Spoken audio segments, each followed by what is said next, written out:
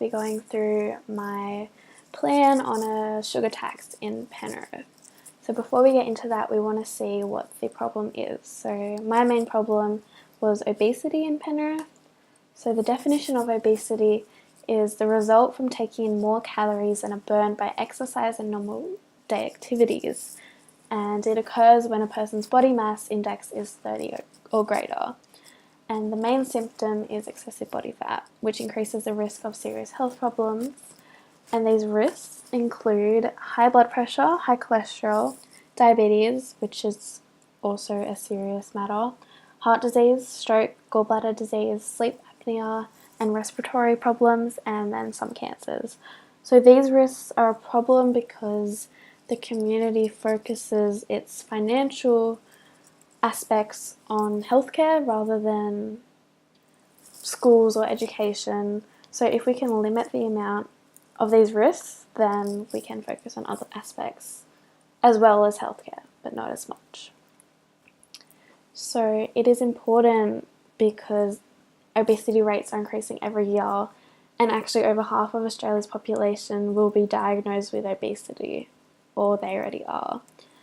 This also creates long and short-term problems to communities and individuals.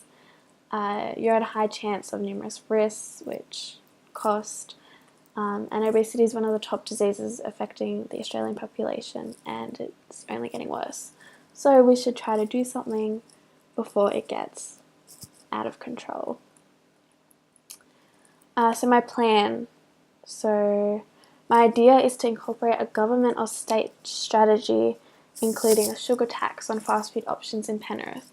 So by increasing the price of fast food, this may limit the amount of people choosing unhealthy choices.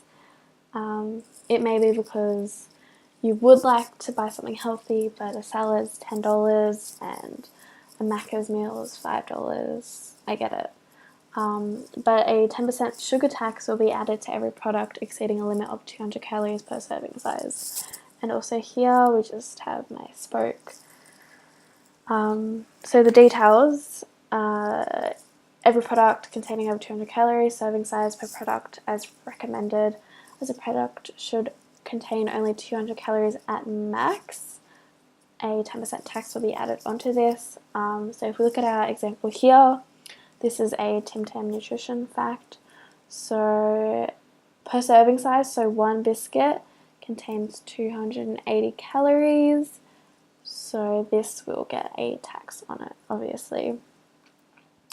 The reason I chose this idea is because it was actually successful. So Mexico incorporated a similar tax, a fast food tax, and they put a 8% tax on any fast food item over 275 calories of 100 grams of product. And scientists were actually shocked and applaud the success of this program because it actually lowered obesity rates by 5.5% in just 1 year. So this program is still being undergone, and I think it's on its second year, so it's still quite new. And I'm hoping if it goes well in Penrith, we can implement it in Australia, although the Penrith community does struggle with some financial aspects as it's not the richest suburb in Australia. So what I want to know from you is, do you think this sugar tax will be beneficial in the long term? Will it actually work? Will people continue to buy foods with extra value added onto it? If healthy foods were cheaper, would you be interested in buying such products, or is a Big Mac meal too nice? Will this action plan be something you would support?